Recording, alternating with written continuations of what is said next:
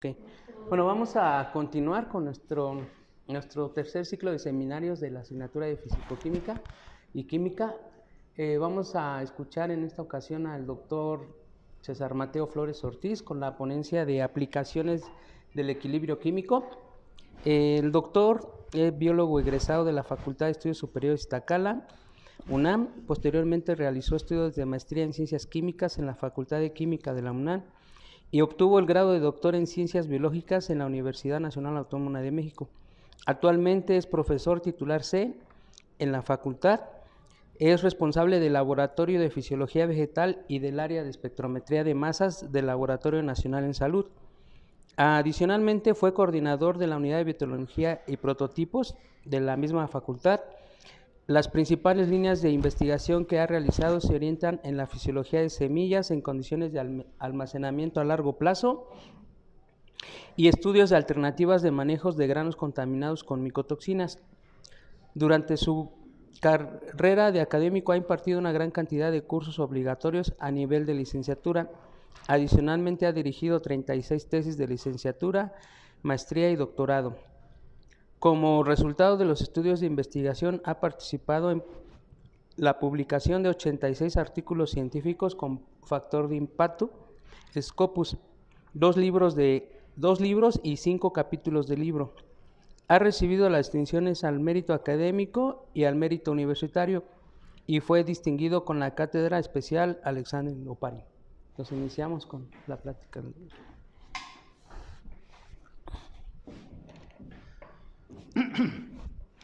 Antes que nada, buenas tardes. Quisiera mencionar inicialmente que para mí es un honor compartir este evento con académicos tan distinguidos, con maestros que han sido maestros de muchos maestros, y eso pues nos da parte de nuestra identidad como institución.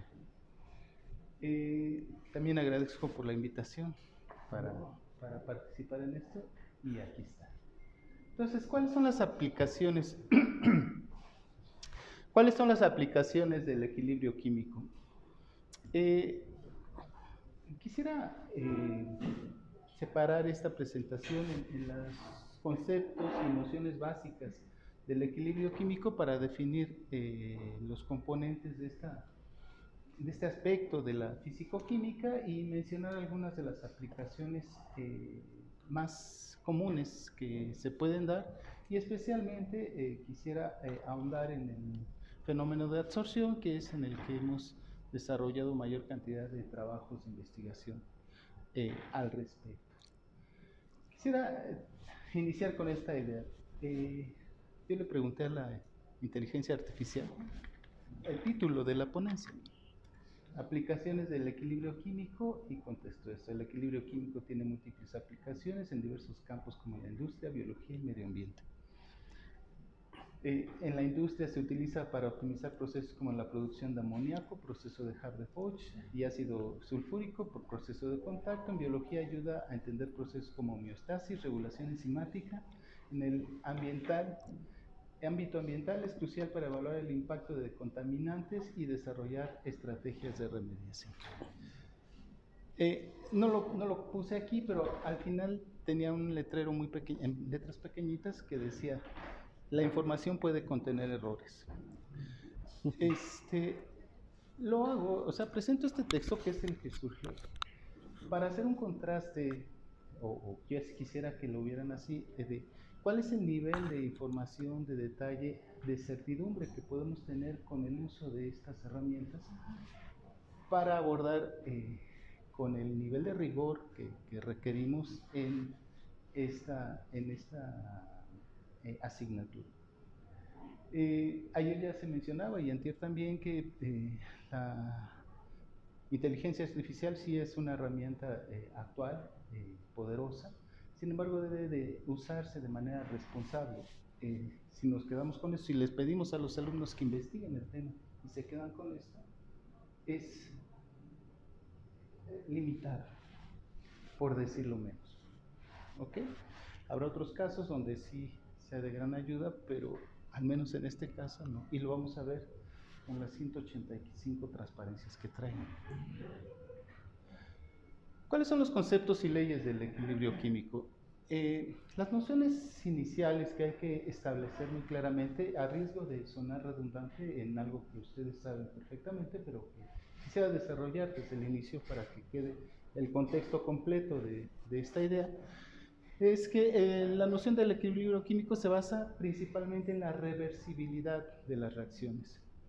Es importante mencionar en este punto de inicio, que el equilibrio químico en este caso está referido a reacciones químicas o incluso pueden ser reacciones bioquímicas. El mismo concepto de reversibilidad, de equilibrio, en algunos casos se les llama estado estacionario, se aplica a sistemas de organización más complejos que pueden ser células, incluso poblaciones. Sin embargo, los modelos físico-químicos que aplicamos se limitan por simplificar los sistemas para desarrollar constructos bien definidos, bien delimitados y certeros y ciertos en reacciones químicas.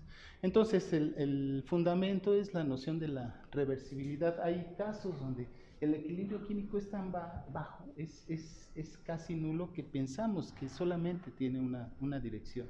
La energía requerida para hacerlo reversible o el tiempo requerido es muy grande. Sin embargo, en principio todas las reacciones las podemos abordar como reversibles.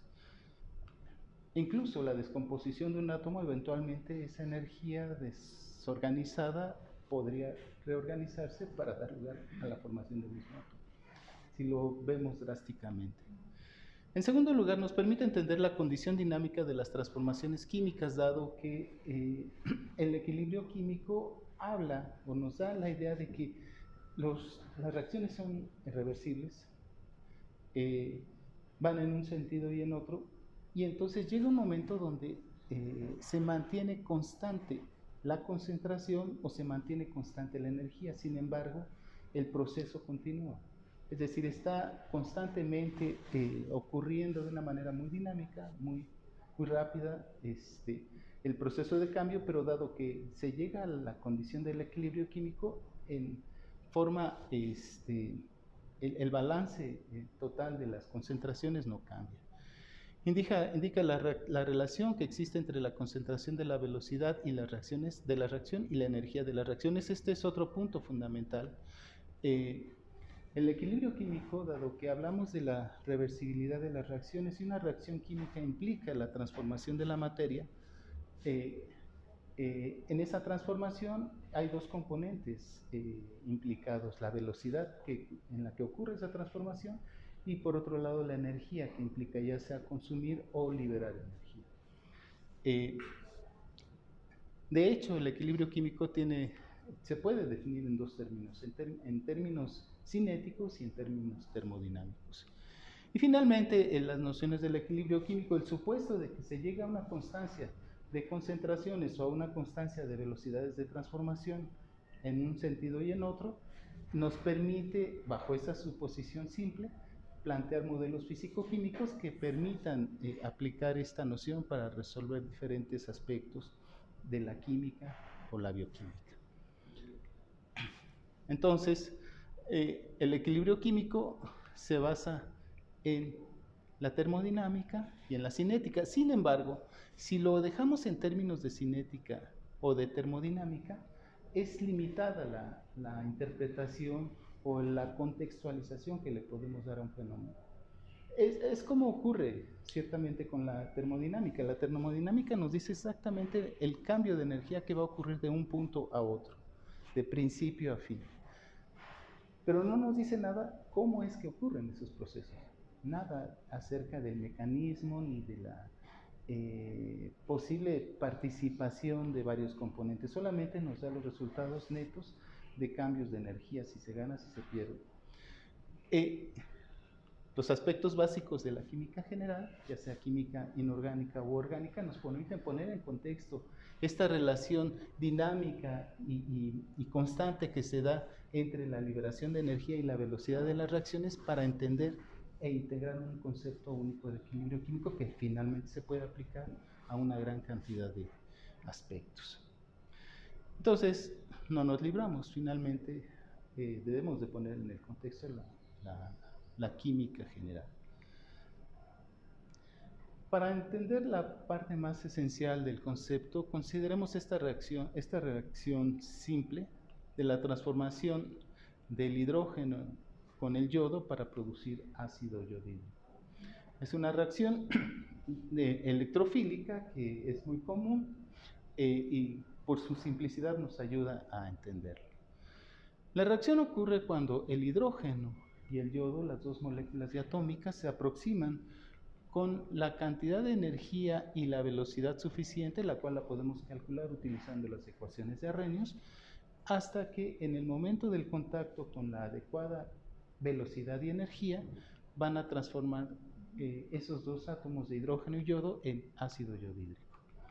Una vez que se transforma el ácido yodídrico, es decir, el hidrógeno y el yodo en ácido yodídrico, pueden volver a interaccionar con una velocidad y una inclinación adecuada, hasta eso podemos calcular ahora, para que la reacción sea reversible. Se regresa al hidrógeno y al yodo. Entonces la reacción continúa en ese sentido. Va de reactantes a productos y después de productos a reactantes. Esta es la reversibilidad que tiene como fundamento el equilibrio químico.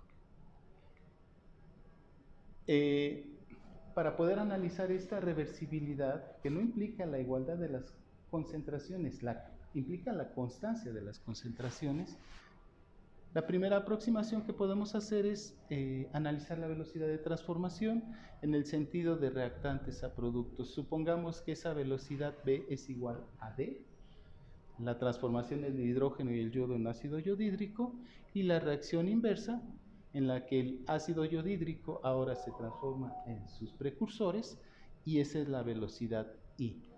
Cuando las dos velocidades se igualan, es decir, la velocidad directa es igual a la velocidad inversa, es cuando tenemos la condición particular del equilibrio químico. El equilibrio químico entonces es una condición dinámica de una reacción en la que hay una transformación constante de reactivos en productos y viceversa, en la cual las concentraciones netas no cambian. Hay una constancia, hay un equilibrio. Es importante mencionar que para hacer esta distinción clara de que la condición de equilibrio químico no depende de las concentraciones de los reactantes y los productos, se puede afectar en algún momento para desplazarse el equilibrio químico en un sentido u en otro. Sin embargo, el principio de Le Chatelier y todas las leyes que están asociadas regresan al equilibrio a su punto original. Este es un caso.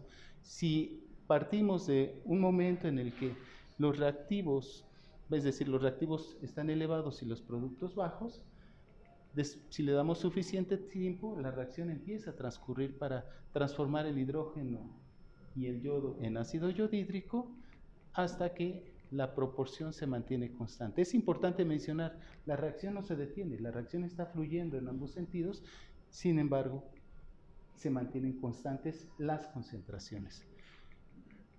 En ese punto, entonces, una vez que las concentraciones se mantienen constantes, es donde definimos el equilibrio químico.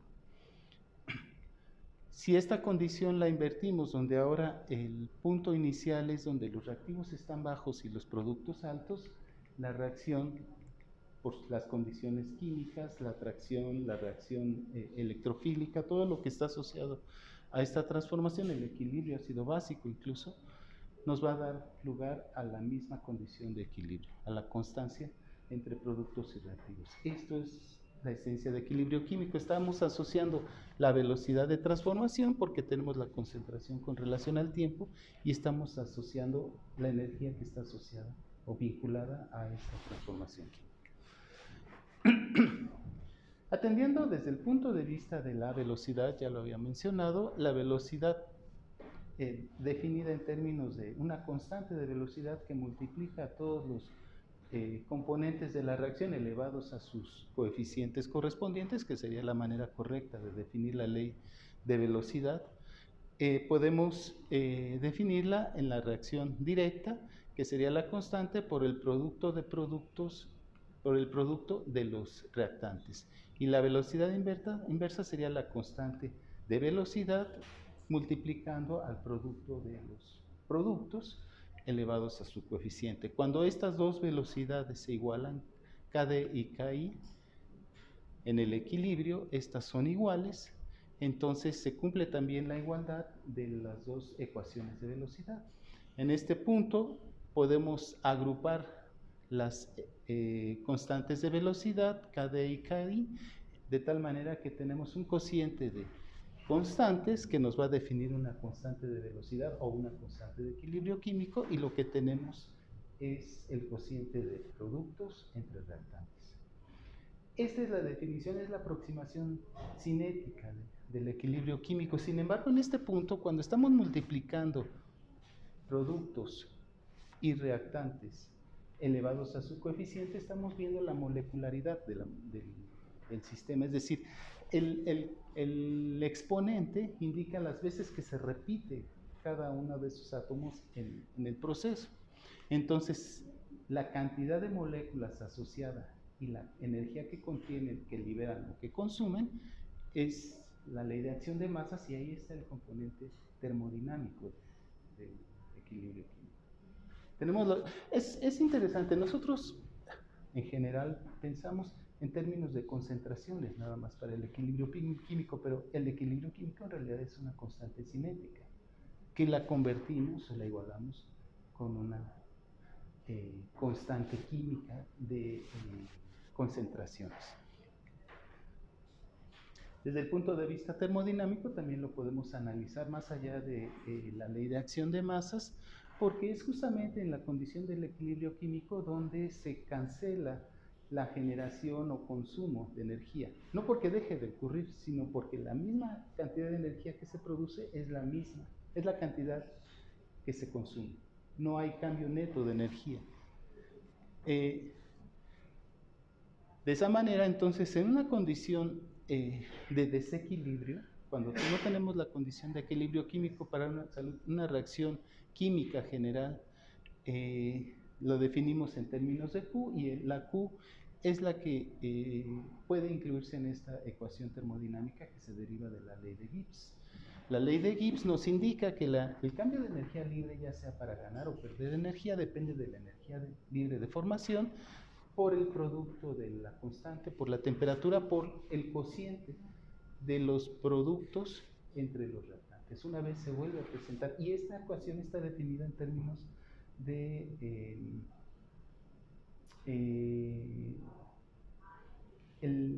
la velocidad química,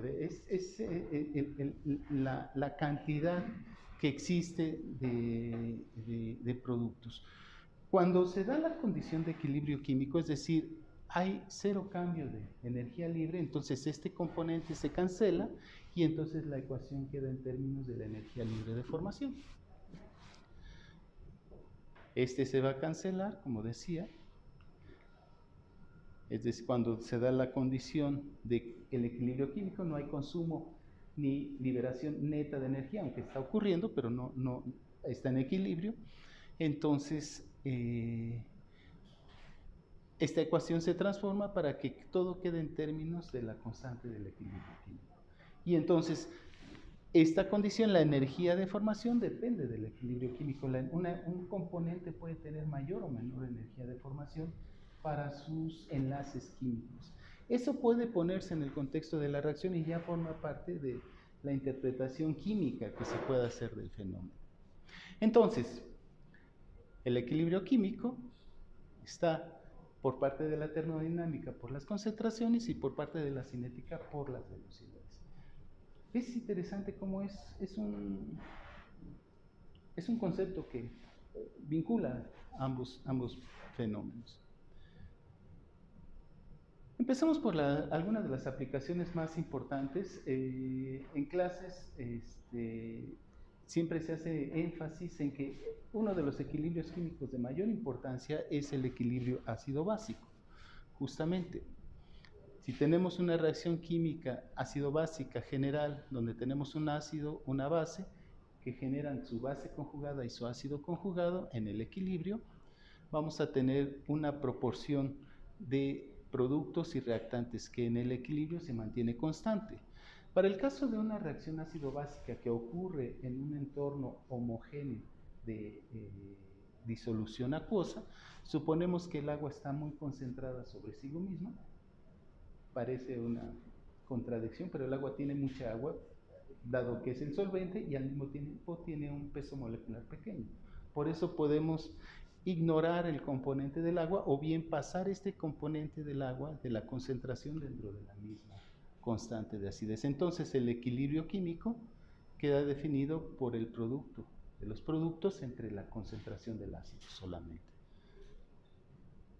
Aquí viene la parte química. Esto solamente nos va a decir en un ácido que libera protones, de acuerdo al concepto de Bronsted-Lowry, cómo está la constante de equilibrio químico, pero no nos dice nada de por qué se libera el protón o por qué acepta el protón, ya sea que sea un ácido o una base, o por qué lo libera con mayor rapidez o menor rapidez. Es como la termodinámica, o sea, no nos da detalles. Siempre tenemos que ponerlo en este contexto de química general para poder entenderlo. En el caso de un ácido carboxílico o en el caso de los ácidos carboxílicos, el comportamiento ácido-básico está descrito o está determinado por 3 factores, que es la resonancia, la inducción electrónica y el efecto estérico. Aquí este caso ilustra muy bien el efecto de la resonancia para el ácido acético, que se comporta como un ácido, si bien es débil, sigue siendo ácido. El protón que está unido al ácido carboxílico se libera por el efecto de inducción que tiene el carbonilo al atraer los electrones tan cerca del oxígeno que se separan del hidrógeno. Esto es lo que explica el comportamiento ácido básico. No nos explica el equilibrio químico, lo que tenemos que hacer es ponerlo todo en contexto. Ahora bien, ¿por qué es un buen ácido? ¿Por qué se queda como el ácido conjugado y su base conjugada? Por el hecho de la resonancia. Este par electrónico que se liberó que queda sobre el oxígeno después de la ionización, puede tener una resonancia sobre el carbonilo que está vecino al mismo oxígeno.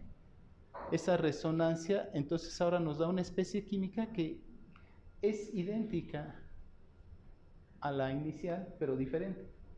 Y no soy yo en la confusión de palabras, es idéntica en términos de que la distribución de electrones, la conectividad de todos los átomos está igual, pero está en diferente átomo. Para efectos de equilibrio químico, esto implica que la cantidad total de la energía se está distribuyendo en 2 especies químicas. Y eso reduce la energía total de cada una de ellas, porque está dividida entre las dos, y en la manera que se reduce, el ácido se vuelve, es decir, en este caso ya no es un ácido, es una base, la base se vuelve más débil. Si la base es más débil, entonces tiene dificultad para regresar a su condición ácida, es decir, el ácido se transforma en la medida que la base no quiera regresar a su condición inicial, entonces el ácido transforma. Es un principio muy elemental de química orgánica. Un ácido muy fuerte produce una base muy débil. Y ese principio se va a utilizar más adelante como parte del mismo equilibrio químico. Entonces, vuelve a darse la resonancia del origen de los electrones hacia el carbonilo que ahora se formó de la especie química resonante, y llegamos al punto inicial. Estas dos sí son iguales en todos los sentidos. Llega un momento que la velocidad de transformación es tan rápida en esta resonancia que la carga no está en este oxígeno ni en este, sino está en los dos, y ahí es donde se disminuye esta misma. Entonces, este principio muy elemental de resonancia aplicado a la noción fundamental del equilibrio químico, que es la velocidad y la termodinámica, nos permite ahora sí integrar todo el esquema. El equilibrio químico se da por una serie de interacciones que van a determinar mayor distribución o menor distribución entre productos y reactivos. Esto está determinado por el comportamiento de inducción, de resonancia o de efecto estérico, o bien, y además de eso lo podemos describir en términos de velocidad y de energía. Aquí también hay una cierta cantidad de energía asociada. Aquí vemos el efecto que se puede dar por electroatrayente o de inducción. O sea, si tenemos el ácido acético, la constante de equilibrio químico es de 1.73 por 10 a la menos 5. Si adicionamos un cloro, este efecto va a provocar una mayor atracción de los electrones, entonces estos se acercan con mayor intensidad al oxígeno y provocan la liberación del hidrógeno con mayor facilidad. Lo que sucede es que la constante de equilibrio se hace más grande. Es decir, recuerden esto, la constante de equilibrio es el cociente de productos entre reactantes. Un cociente como ese se hace más grande cuando el numerador es más grande. Si el numerador es más pequeño, entonces se hace más pequeño. Esto nos dice la proporción que hay entre productos y reactantes. Mientras más grande sea la constante, más fuerte es el ácido. Ahora bien, ¿por qué es más grande la constante? Por el efecto estérico. De la misma manera podemos analizar la estructura y reactividad de cualquier ácido orgánico. Si lo vemos con el caso del ácido dicloracético, se incrementa hasta 4.46 y de hecho el ácido tricloracético tiene una constante de acidez de 3.16. En términos de fuerza del ácido, este es un ácido mucho más fuerte. En términos de constante, este es un ácido casi 1.000.000 de veces más fuerte, si lo medimos en términos de la cantidad de protones que se pueden liberar. Ese es, digamos, este conjunto de conceptos: química general, termodinámica y cinética. Lo mismo podemos ver aquí con una serie de ácidos propiónicos, desde el ácido propanoico con una constante de 1.34 por 10 a la menos 5, y la alanina, que está muy inducida por la presencia del grupo alfa-amino, que se incrementa hasta 4.46 por 10 a la menos 13. Entonces, esa es la primera parte en la que podemos aplicar el equilibrio químico para entender la ionización de un ácido y la fuerza que tiene el ácido. Y no es nada más una cuestión semántica, es una cuestión de gran importancia. Entender la fuerza que tiene un ácido nos permite poner en contexto todo el comportamiento y el concepto de acidez, nos permite entender el flujo metabólico, nos permite entender la obtención y el consumo de energía, dado que la mayoría de las reacciones del metabolismo, tanto anabolismo como catabolismo, están mediadas por reacciones ácido-básicas. No mencioné al principio alguna de las aplicaciones del equilibrio químico. El equilibrio químico, la constante, nos ayuda a conocer las concentraciones proporcionales que tienen reactantes y productos. Es una de las aplicaciones más sencillas. Bueno, el equilibrio ácido-básico también se aplica a la escala del agua, suponiendo o considerando el comportamiento fotérico de ácido y de base que tiene el agua para liberar un protón y un oxidrilo. Podemos plantear el equilibrio químico, en este caso que sería el equilibrio del producto iónico, que son los productos, sobre el agua, pero el agua, ya dijimos que el agua tiene demasiada agua, queda dentro de la constante del agua, y la constante es 1 por 10 a la menos 14. Si suponemos que la producción de un protón es igual a la de un hidrógeno, podemos calcular la concentración de protones, y de hecho este valor es el que nos permite definir un potencial o una concentración de protones aplicando un logaritmo para reducir toda esa escala inmensa de 1 hasta 10 a la menos 14, que serían 14 órdenes de magnitud. Aplicando un logaritmo lo reducimos a una escala muy pequeña, que de hecho nos sirve para definir el pH. El pH definitivamente es una de las escalas más útiles, más integradoras de información. La escala de pH en realidad hace referencia a la concentración de protones, pero está basada en el equilibrio químico que tiene el agua. En la condición de neutralidad tenemos igualdad de protones y de oxidrilos. Cuando es ácido, los protones son mucho más concentrados. Cuando son básicos, los oxidrilos son mucho más concentrados. Esta escala, otra vez a reserva y con el temor de que esté siendo más redundante, ahorita lo vamos a complicar más, no se preocupen. Es fundamental para cuestiones analíticas, para cuestiones de aplicación, para cuestiones de monitoreo, para cuestiones de medición. Ojalá tuviéramos una escala como esta para otros factores, por ejemplo, el estado de oxidación que tiene una célula, la cantidad de radicales libres. Ojalá pudiéramos hacer una escala de P radical libre, por ejemplo. Tal vez no se ha analizado lo suficiente, los radicales libres tienen un comportamiento más diferente. Derivado directamente del comportamiento ácido básico, tenemos una definición análoga de pH. Podemos definir un pKa, que sería el potencial de una constante de acidez. A partir análogamente al pH podemos definir entonces el pKa, y a partir del potencial de la constante de acidez, después de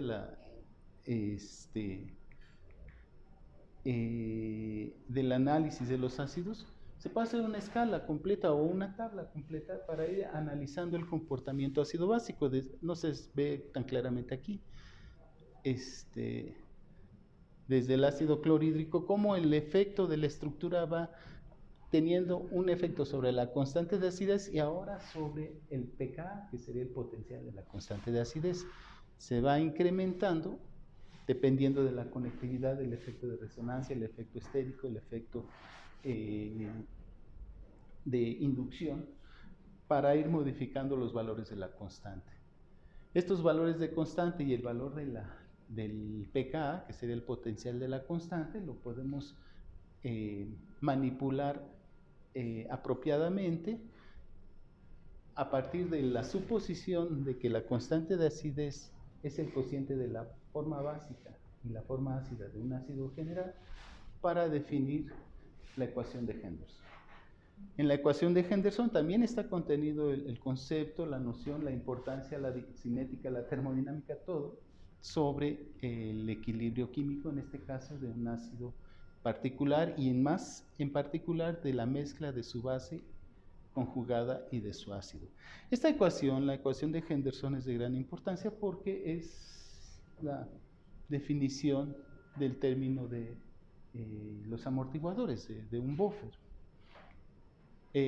Cuando se hace la mezcla adecuada de un ácido y su base conjugada y se titula adicionando cantidades conocidas de la base y se mide el pH, podemos tener una curva de titulación característica. La forma que tiene la curva de titulación nos dice los estados de equilibrio que va a tener este ácido, y en particular donde tenemos una zona de adición de base sin un cambio significativo del pH, significa que está amortiguando. ¿Por qué?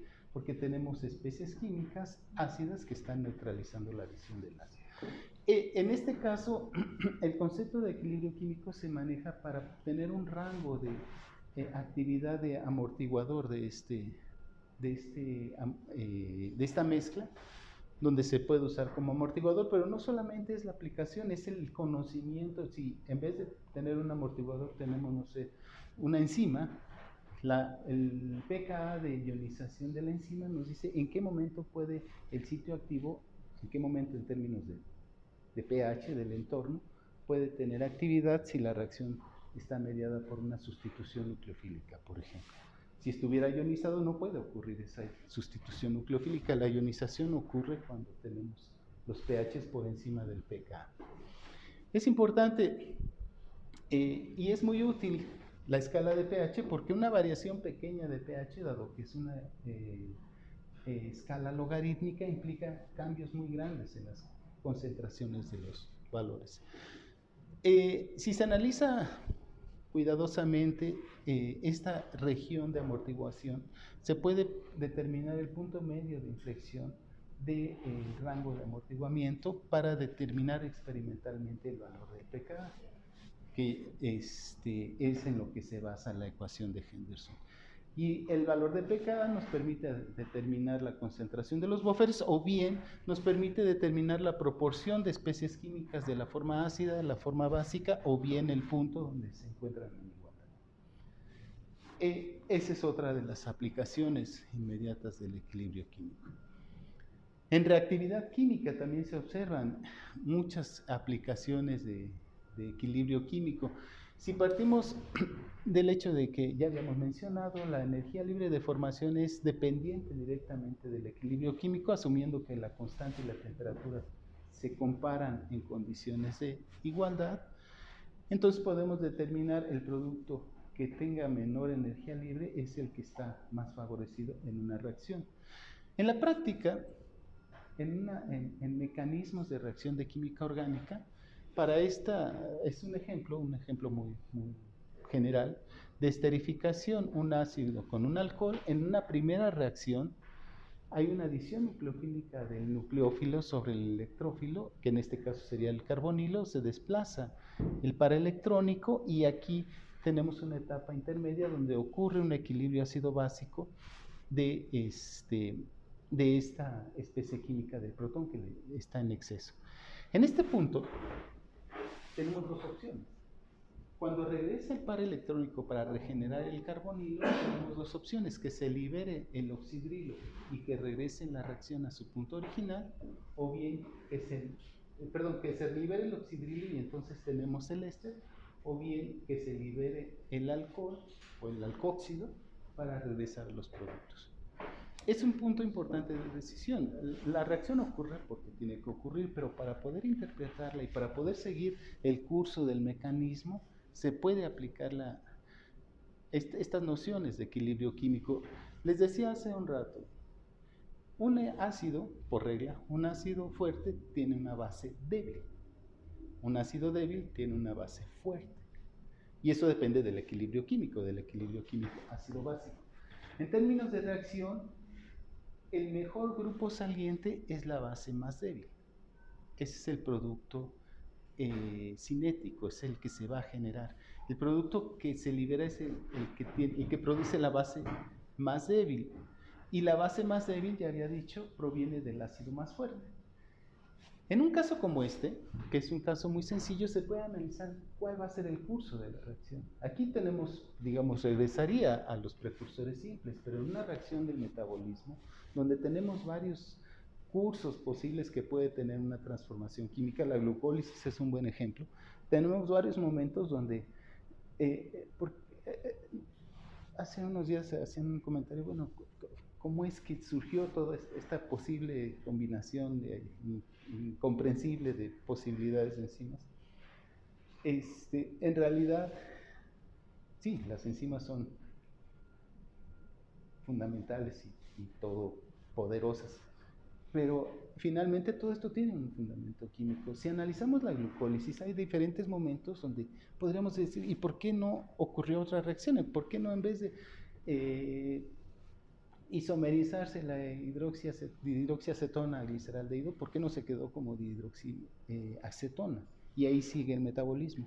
La realidad es que en una reacción posterior vuelve a aplicar el mismo principio. La base más débil es el mejor grupo saliente, y para una reacción metabólica, no obstante de que esté catalizada por enzimas, sí tiene que continuar con la facilidad de fluir con la menor cantidad de gasto de energía. Este es un buen ejemplo, entonces, está basado en el equilibrio químico. El mejor grupo saliente es la base más débil proviene del ácido más fuerte. Entonces, si analizamos las constantes de acidez del agua y del alcohol como alcóxido, la base más débil es en realidad el agua. Es decir, perdón, es el ácido más fuerte como base. Entonces, esta es la base más débil como ácido. Así es como se puede analizar el curso de una reacción, analizando el mecanismo y involucrando los conceptos de equilibrio químico. Si analizamos este otro caso, donde tenemos la formación de un péptido, que sería la reacción otra vez de sustitución nucleofílica de una amina sobre un ácido carboxílico. Esta es la glicina, esta es la fenilalanina. Ocurre el mismo mecanismo de adición nucleofílica y llegamos a este punto donde se da un equilibrio ácido básico para liberar el protón, y en este punto se puede liberar el OH o se puede liberar la adenina. Si analizamos el efecto de la fuerza del ácido, el agua es un ácido de hecho más fuerte que la glicina. Perdón, es un ácido más débil que la glicina. Entonces, recuerden, el ácido más fuerte es el que produce la base más débil. La base más débil es el mejor grupo salino. Las enzimas, por supuesto, catalizan y reducen significativamente la energía de activación de una reacción catalizada enzimáticamente, pero no lo hacen todo. O sea, la reacción química orgánica sigue siendo la misma, solo que ahora está catalizada. Esa es la esencia de eso. Hablando de enzimas, es otra de las aplicaciones más importantes que tiene el equilibrio químico, la descripción paramétrica y cuantitativa del comportamiento de las enzimas. Está basada, de hecho, en el equilibrio químico, que para el caso de las reacciones catalizadas enzimáticamente se utiliza estado estacionario en vez de equilibrio químico, dado que las reacciones están muy desplazadas y la reacción reversible puede ser, por supuesto que ocurre, pero se da. Veamos este caso.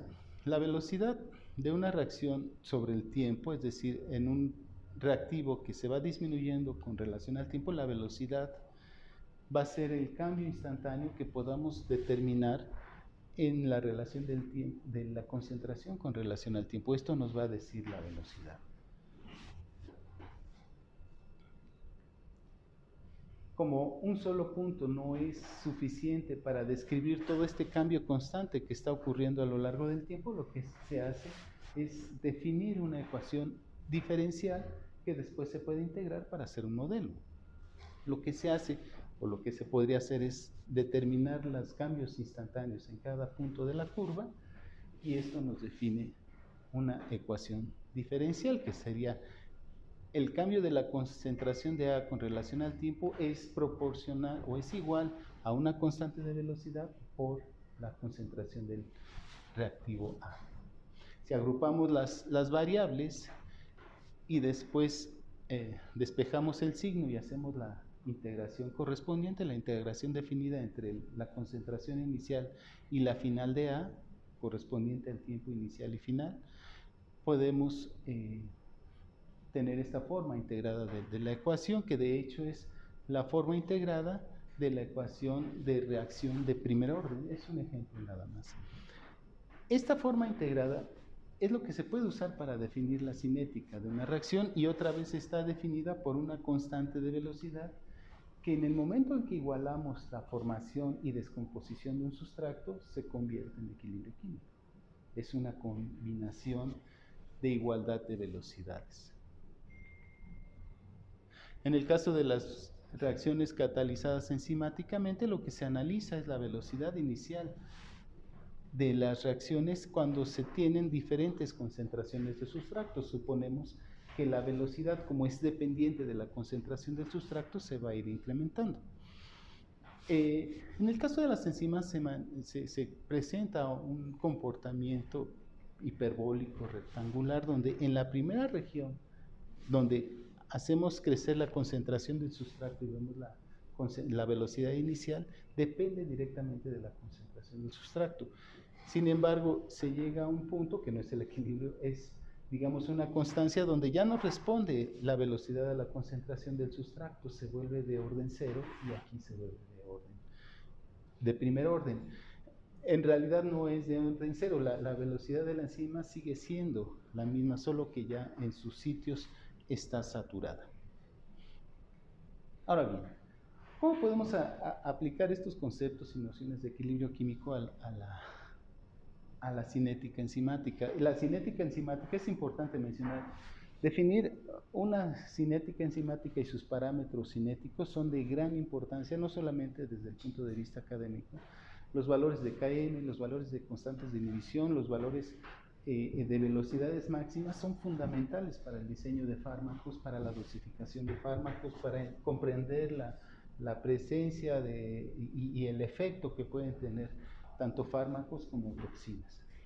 En el caso de las reacciones catalizadas enzimáticamente, se plantean dos etapas, una donde tenemos la enzima y el sustracto, que forman inicialmente un complejo enzima-sustracto, que tienen una velocidad de transformación en un sentido de K+1 y en el sentido inverso de K-1.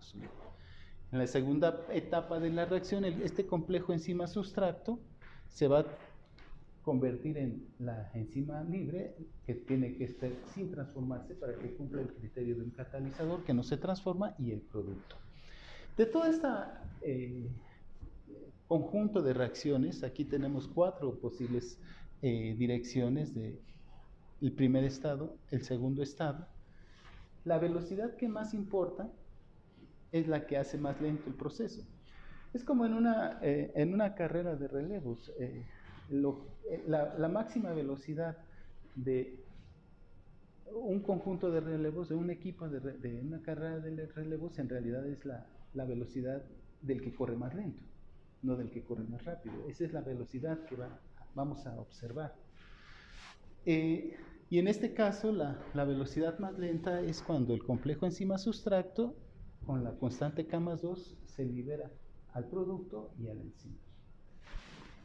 Ya les decía, en el caso de las enzimas, bueno, ya aquí está, eso sería la velocidad inicial, es K+2 por la concentración del complejo enzima-sustracto. Ahora bien, es muy difícil determinar, podemos determinar la concentración del sustracto, incluso podemos determinar la concentración de la enzima, podemos determinar la concentración del producto, pero esta concentración es difícil de determinar por su existencia tan efímera que tiene y porque no tenemos una manera adecuada de medir ese complejo que se forma entre la enzima y el sustrato. Por lo tanto, una forma de determinarlo es a través de sus dos componentes principales, la formación y la descomposición. En este caso hablaríamos de la formación, que nos habla de la enzima total, es decir, esta parte de la reacción, y la descomposición. De esa manera, si sumamos los dos, entonces podemos determinar la concentración del complejo enzima-sustracto, y en todos estos casos estamos hablando de ecuaciones de velocidad que al momento en que las igualamos se convierte en equilibrio químico, equilibrio enzimático químico.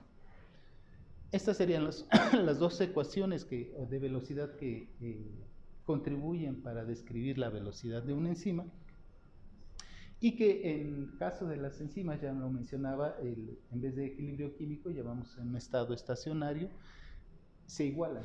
En este punto, cuando se iguala, suponemos que hay una igualdad de velocidades. Entonces, si hacemos esa suposición de igualdad, entonces es cierta la ecuación que planteamos, donde igualamos los dos componentes de la ecuación de velocidad, tanto de formación como de descomposición.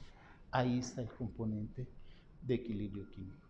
A partir de eso, lo demás ya nada más es el proceso matemático de agrupar todas las constantes de velocidad K1, K+2, que era la más importante, ya había dicho, y K+1. Que se hace reagrupando y factorizando. Primero se factoriza esta parte y después se despejan. Este conjunto de constantes, que son las que participan de manera más importante en la formación y descomposición del complejo enzima-sustracto, son lo que de hecho nos definen a la constante de Michaelis, la constante de afinidad, que tiene muchas definiciones. La constante de Michaelis es K-1 más K+2 entre K+1, pero eso no nos dice mucho. En términos prácticos, la constante de Michaelis sería la afinidad que tiene la enzima por el sustrato, esa facilidad, esa avidez que tiene la enzima para sujetar al sustrato. Lo podemos definir también en términos de la concentración, la Km es la concentración de sustrato media que se requiere, es la concentración de sustrato que se requiere para alcanzar la mitad de la velocidad máxima. Lo podemos demostrar también. Pero en realidad es una constante, es un promedio de constantes, bueno, es una agrupación de constantes de velocidad que suponen un estado de equilibrio que llamamos estado estacionario. Y aquí está basado, esto es el fundamento de describir todo el comportamiento enzimático. Si se opera adecuadamente sustituyendo Km, se reordena y además se recuerda que la velocidad inicial está dada por la constante K más 2 por el complejo enzima-sustracto, que decía que es la etapa más lenta de la reacción. Entonces, es decir, aquí tenemos la velocidad inicial K más 2 y el complejo enzima-sustracto lo podemos despejar de aquí. Si agrupamos todas estas ecuaciones, hacemos transitividad, podemos demostrar esta igualdad. Y como la velocidad máxima se va a dar cuando tengamos la K más 2 por la enzima total, sustituyéndolo tenemos el modelo de Michaelis-Menten, que aquí ya no se ve tan claramente, pero sí con toda esta argumentación podemos notar que está basado en el equilibrio químico o estado estacionario, que es un conjunto de constantes de velocidad y de equilibrio. La inhibición enzimática también es un caso particular de aplicación del equilibrio químico. En este caso, en el caso de la inhibición competitiva, que ocurre cuando el inhibidor tiene similitud estructural y iónica y de polaridad con el sustrato, por eso el sitio activo lo puede fijar. Se plantean otra vez todos los estados de transición para formación del complejo enzima-sustracto y la enzima y el producto correspondiente. Y tenemos un equilibrio adicional. El equilibrio adicional es cuando tenemos la presencia del inhibidor y se forma un complejo enzima-inhibidor en el sitio activo. Este equilibrio adicional es el que se tiene que considerar dentro de la totalidad de la suma de la enzima. La enzima total se divide entre el complejo que forma la enzima el inhibidor, el complejo de enzima sustracto, que está dado por la formación y descomposición de la enzima sustracto. Que sería el caso. La manipulación algebraica es simple, recordando esta igualdad cuando definimos Km y despejando la concentración de la enzima. Si lo igualamos en este caso, es decir, a la diferencia de la enzima, y sustituimos la enzima, entonces ahora tenemos tres componentes. Tenemos que adicionar el componente del complejo enzima-sustrato, que es otro equilibrio químico, no lo olviden. Se despeja el complejo enzima-sustracto y ahora los podemos incluir dentro de toda esta ecuación. Aquí está y aquí está. Si se dan cuenta, la enzima inhibidor es esta. Ahí están los tres componentes. La enzima con el inhibidor y el complejo enzima-sustrato. Ahí es donde está la totalidad de la enzima. Esta suma de todos los componentes que contribuyen a la suma total de la enzima requiere una factorización que hay que pensarla. A mí me llevó tiempo entenderla.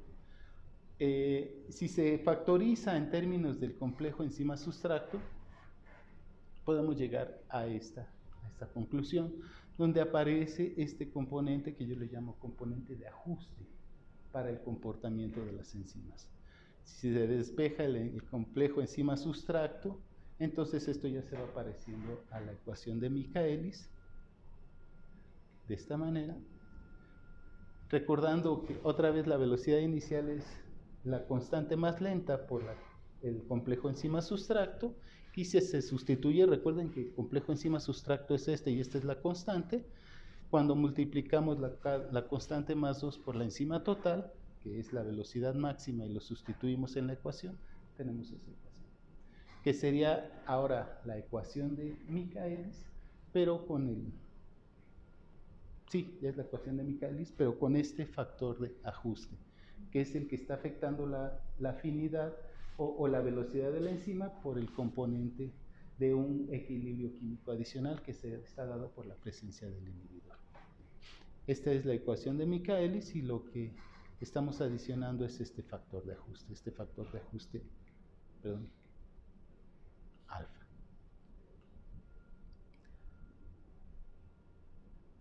De la misma manera, como otra aplicación del equilibrio químico, podemos hacerlo para la ecuación, para la inhibición. Esta es la linearización, si se hace por dobles recíprocos. Podemos observar gráficamente el comportamiento de la enzima, y como lo que está modificándose es la afinidad de la misma enzima, vamos a tener un comportamiento diferente cuando tenemos el inhibidor. La intersección que tienen las gráficas en la modificación de las pendientes nos da el mecanismo de cómo está actuando este inhibidor.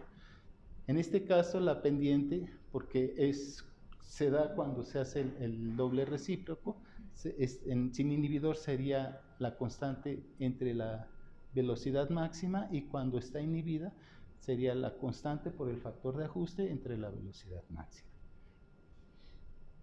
Entonces es una aplicación que digamos damos por hecho, y podemos ir directamente al factor de ajuste y hacer las gráficas, pero en su origen tiene la noción fundamental del equilibrio químico. De la misma manera podemos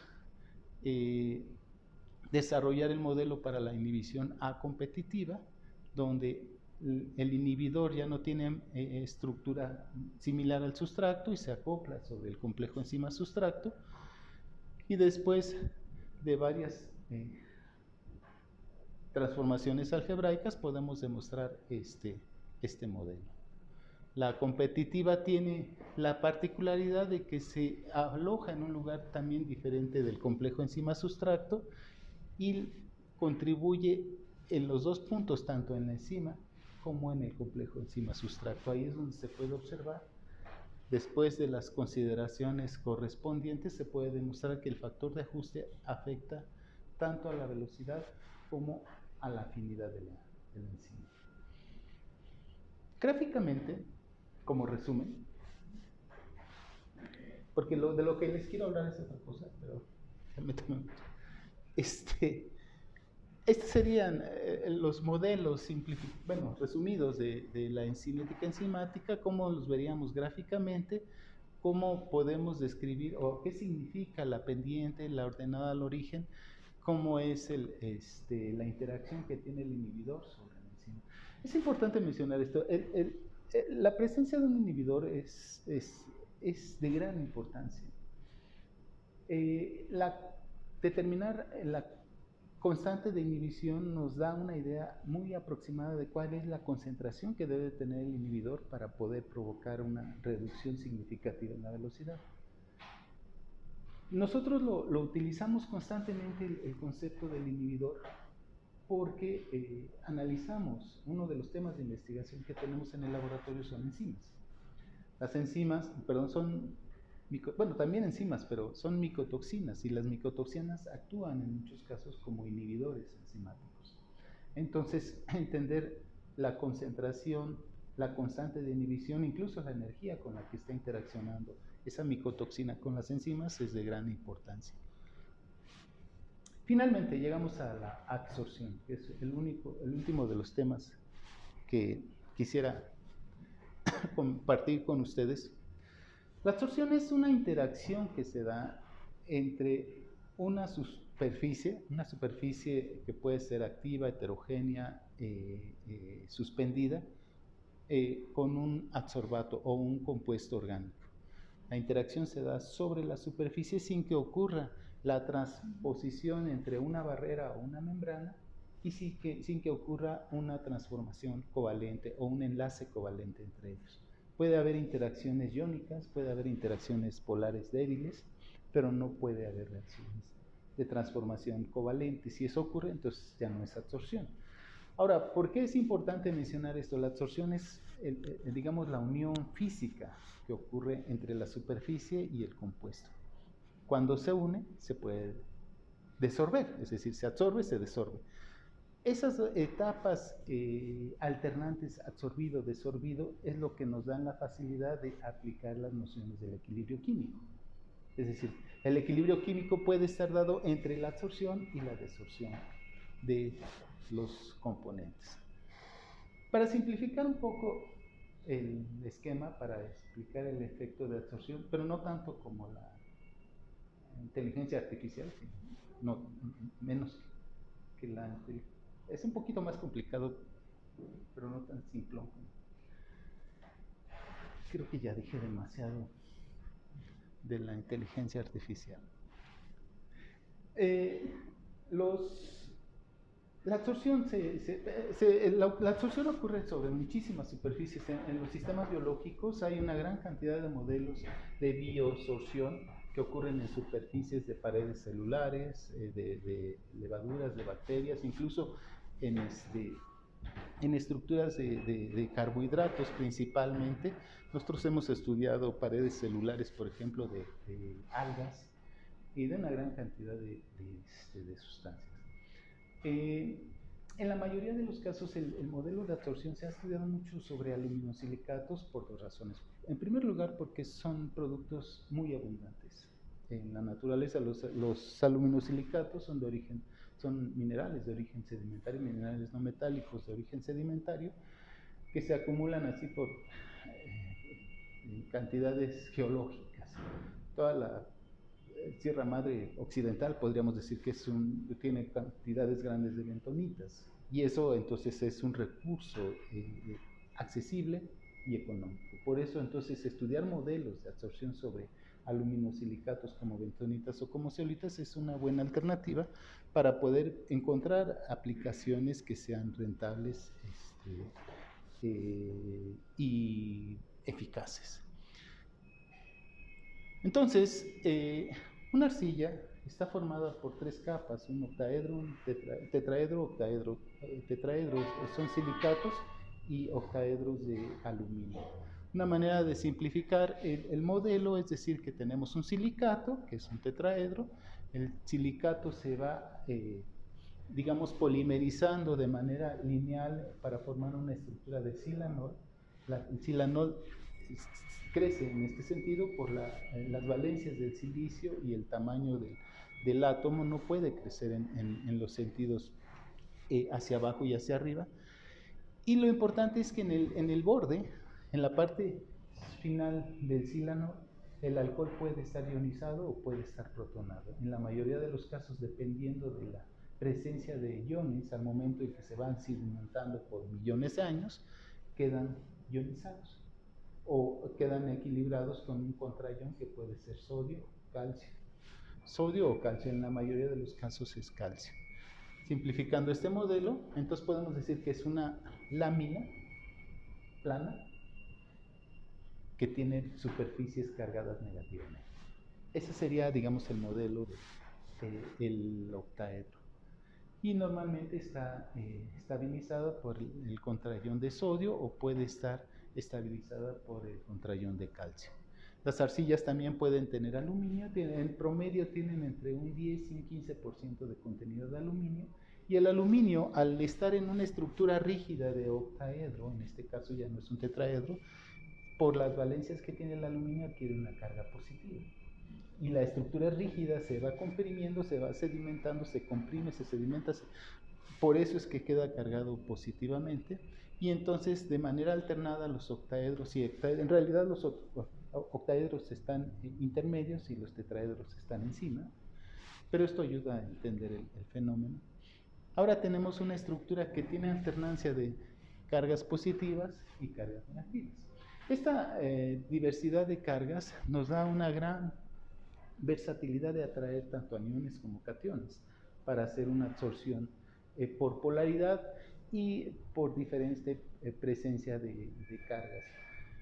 Tanto hablamos de los ácidos y de las bases, que un ácido puede estar ionizado, puede estar protonado, una base puede estar ionizada o protonada, protonada o no protonada, y entonces adquieren alternativamente cargas positivas y negativas. Esas cargas, así como la polaridad de las moléculas, encuentran complementariedad polar y de carga. Las cargas opuestas se atraen para quedar pegadas, para absorberse. Esas láminas se arreglan de manera laminar y dejan espacios en la superficie o dejan espacios entre sus superficies, espacios intralamelares. Para que una molécula se pueda absorber en estas superficies activas, estas superficies cargadas, tiene que encontrar complementariedad en las cargas y también tiene que ser complementaria en el tamaño. La estructura, el fondo, la profundidad, el tamaño, la altura, son importantes para que ocurra una absorción. Una molécula voluminosa es difícil que se absorba. Una molécula pequeña se absorbe más fácil, una molécula pequeña y polar se absorbe todavía más fácil. Esa es la idea. Este es el caso de la aflatoxina B1, que es fácilmente absorbible por dos razones, porque tiene presencia de carbonilos que se atraen por la presencia de las cargas positivas determinadas por el aluminio, y además porque es muy plana. Su conectividad tiene solamente hibridación sp2, entonces es plana, así como una tortilla. Las tortillas son planas, las aflatoxinas son planas, y las aflatoxinas están en las tortillas. Eso es una casualidad, ¿no? Entonces debe de haber correspondencia entre el tamaño, tan simple como eso, que se pueda incluir dentro de la superficie con suficiente área de contacto, o bien que pueda incorporarse dentro de los espacios que están en las láminas. Para describir este equilibrio de absorción, que es un equilibrio químico también, tenemos las dos condiciones: la superficie, la molécula, y el complejo de adsorbato, que sería la superficie con la molécula. El modelo de Langmuir, que es el más simple de todos, aquí estaba Fernando, pero ya se fue, que es un verdadero experto en los modelos. Podemos plantear este equilibrio químico de absorción. La constante va a ser el producto, que sería el adsorbato, entre los reactantes, que sería la superficie y la molécula. Es que ya no escuchaste que dije que eras el experto, ¿no? Por si hay preguntas. Entonces, lo que hace Langmuir en que es el modelo de absorción más simple, es que al complejo superficie-molécula es la cantidad total de moléculas que están absorbidas. La cantidad de superficie que queda libre, entonces sería 1 menos la cantidad de superficie absorbida. Es una forma de plantearlo de manera simplificada, porque al igual que sucede con las enzimas, donde no podemos medir el complejo enzima-sustrato en un adsorbato, no podemos medir la cantidad directamente dentro de la molécula, aunque lo hemos intentado muchas veces. Solamente se ven los efectos que tiene. Es más fácil medir la cantidad inicial del adsorbato, o bien medir la cantidad residual. Si conocemos la cantidad residual, es decir, lo que queda después de la absorción, entonces podemos hacer un cálculo de lo absorbido partiendo de la totalidad. La concentración de M la podemos expresar como la concentración molar, o si fuera en el caso de un gas, también podemos determinar la presión parcial del gas, y la constante de equilibrio sería B.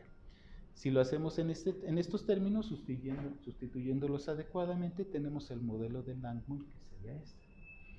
Ahora, este modelo de Langmuir, quisiera muy brevemente, que es el más simple. Hay modelos en 2 fases, en 3 fases, de diferentes componentes, pero vamos a analizar solamente este.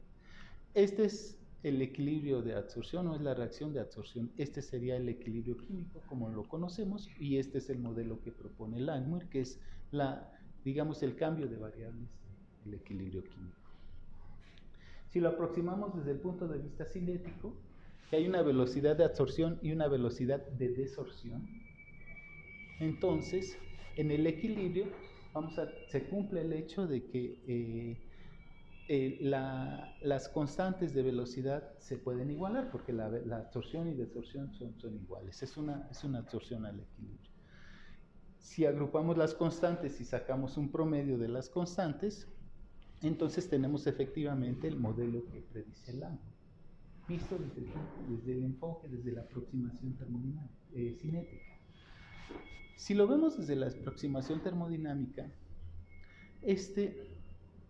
que sería, digamos, el modelo de equilibrio propuesto por Langmuir, si despejamos θ y después factorizamos esta parte de la ecuación, la parte izquierda, despejamos Vp, que es la constante por la presión parcial del adsorbato,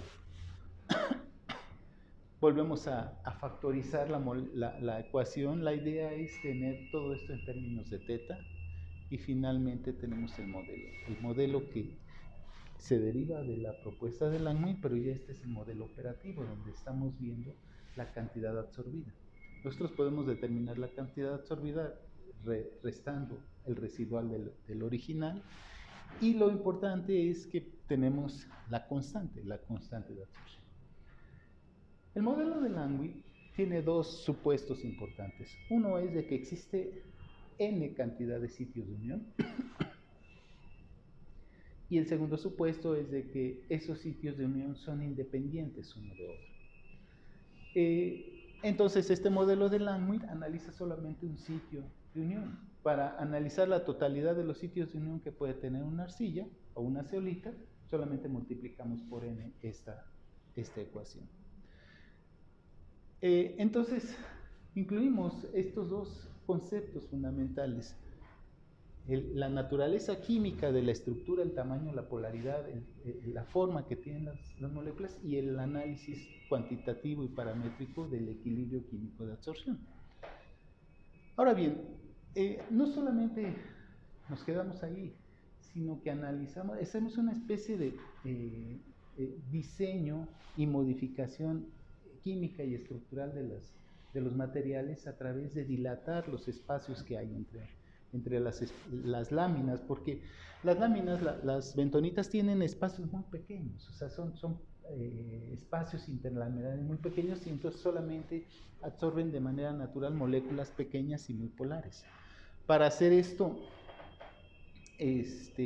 más práctico, más de mayor aplicación, lo que hacemos es dilatar a las moléculas, que sería una especie de nanotecnología, pero no es nanotecnología, sería astrotecnología.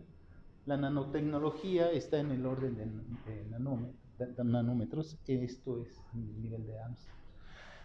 Esta distancia normalmente mide entre 3 y 5 Armstrongs, una arcilla promedio. Nosotros podemos dilatarla hasta 20 a 25 Armstrongs. Una vez que la dilatamos, entonces el tamaño de la molécula que se puede absorber ahí es más grande. Podemos, de hecho, diseñar a la medida el material para que pueda absorber exactamente la molécula que queremos y no otra. Porque es un riesgo que siempre se corre al interaccionar con nutrientes o componentes importantes de las dietas.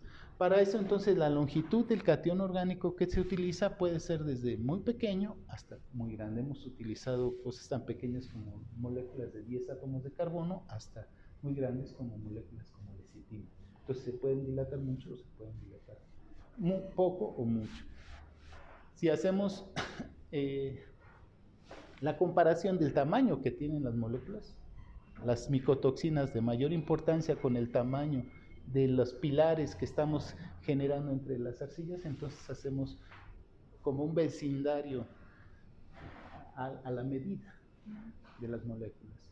Y todo esto lo analizamos con las nociones básicas del equilibrio químico, que en este caso sería equilibrio de absorción. Ya no dije nada sobre las micotoxinas y sobre su importancia y todo eso, porque se llevaría mucho tiempo. Yo podría hablar un semestre completo sobre eso, pero este es un ejemplo de esta es la ocratoxina. La ocratoxina es muy tóxica, sobre todo provoca daños renales muy importantes. Es una molécula diseñada, parece, con fines así es resultado de millones de años de coevolución. Es como evoluciona el hongo para producir una toxina más potente, evoluciona el hospedero o el animal para resistencia de la misma micotoxina, y así millones de años después tenemos compuestos como este, que es más tóxico que el cianuro, por ejemplo. La molécula es tan tóxica porque la parte isocomarínica del compuesto provoca interacciones con las nefronas, su efecto es nefrológico, y engaña a la célula con una fenilalanina. Es su parte farmacotoxicofórica, es decir, la parte en la que el organismo la confunde, piensa que es un nutriente, la trata de incorporar pensando que es un aminoácido, y así es como se autointoxica.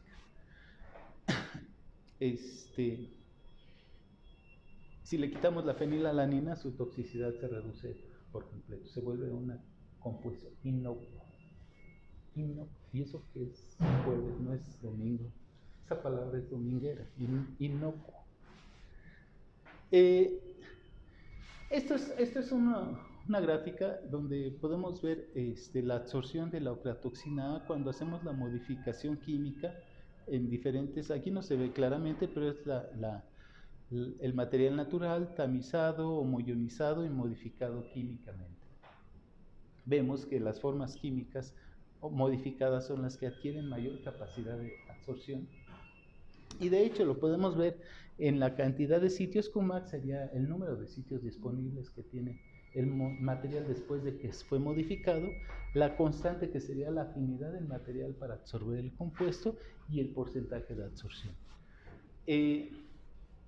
Vemos, por ejemplo, que la condición de homogeneizada es la que alcanza la mayor cantidad de sitios de unión, y es de hecho la que tiene, en el caso de la arcilla, el valor más bajo de la constante. Tiene una interpretación similar a las enzimas: mientras más baja la constante, más rápida es la absorción. En la zeolita ocurre algo diferente. El valor más bajo se encuentra en la forma natural de la zeolita. Las zeolitas de por sí, de inicio, tienen una estructura rígida con una capacidad de intercambio muy alta, por eso la homogenización y la modificación química no las dilatan. La estructura ya es muy rígida, solamente la recubre, por eso tiene este comportamiento. De esa manera es que se describe entonces el diseño adecuado del material, utilizando diferentes momentos de la modificación de la estructura para elevar la absorción de la ocratoxina. Es importante. La ocratoxina es una de las moléculas más difíciles de absorber porque tiene un grupo carboxílico y al mismo tiempo tiene una amida. Si puede estar cargado positivamente y negativamente. La molécula, si tiene ese comportamiento suteriónico, jamás se va a aproximar a una superficie activa cargada negativamente, se repele. Y casualmente es una de las toxinas con mayor prevalecencia en México, es decir, de las que más presencia tiene, y son de las más tóxicas. Entonces, un diseño adecuado del material para poder absorberla a través de esta tecnología de materiales y de diseño es de gran importancia. Aquí les muestro otro ejemplo de modificación química y estructural de materiales también de zeolitas y de arcillas para absorber la ceralenona. La ceralenona es una molécula tóxica que tiene un efecto fitoestrogénico muy potente. Este compuesto tiene 100 veces la potencia estrogénica del estradiol, por ejemplo. Entonces, cuando se intoxica mamíferos, provoca una disrupción estrogénica completa que impide por completo la reproducción. Después de muchos estudios, todos son estudios de tesis que se han desarrollado, encontramos que justamente la cadena de 18 átomos de carbono es la que corresponde mejor con el tamaño y la capacidad de absorción de esta molécula. Se incrementan significativamente la cantidad de sitios de unión, analizando tanto el número de sitios y la constante. llegamos a esa conclusión. Este trabajo permitió seleccionar entre una gran cantidad de cationes orgánicos que se usan para modificar a los aluminosilicatos, cuál sería el más adecuado para absorber y remover de los materiales contaminados la ceralenona.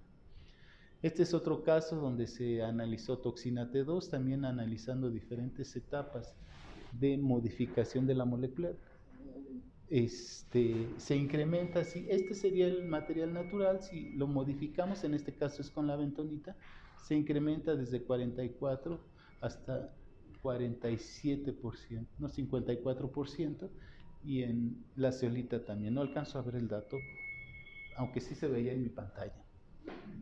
La modificación química a través de incrustar cationes orgánicos puede modificar la capacidad de absorción. Con estas dos o tres ya con eso concluyo.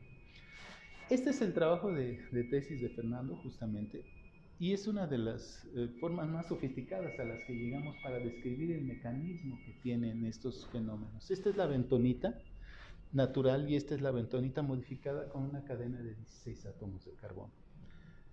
A través de microscopía electrónica de transmisión pudimos determinar la distancia que hay en estos modelos laminares. Aquí lo vemos ya después de la modificación, y lo que demostramos es que efectivamente la molécula se dilata. Es decir, la distancia en Armstrongs pasa entre las distancias interlamelares o las interlamelares, lamelares e interlamelares, pasa de 3, por ejemplo, a 5 Armstrongs. No son los 20 que habíamos calculado. Este es el primer hallazgo de este trabajo, muy importante, que se publicó, por cierto. Pero sí se dilata lo suficiente. También a través de estudios de infrarrojo pudimos determinar, siguiendo las señales que tienen los carbonilos o las cadenas, los enlaces carbono-hidrógeno. Esta sería la toxina T2, esta sería la bentonita natural. Cuando se modifica estructuralmente, se incrementan significativamente los valores de carbono-hidrógeno porque los cationes son hidrocarburos. Cuando mezclamos la bentonita modificada con la toxina T2, se incrementa ligeramente la señal del carbonilo o carbonilos de la toxina T2, pero se disminuye significativamente la presencia de los enlaces carbono-hidrógeno. La interpretación que dimos a este modelo es que, para empezar, estos cationes orgánicos no se introducen y ya se quedan alargados así como están. Hay una forma de arrollamiento de las mismas moléculas.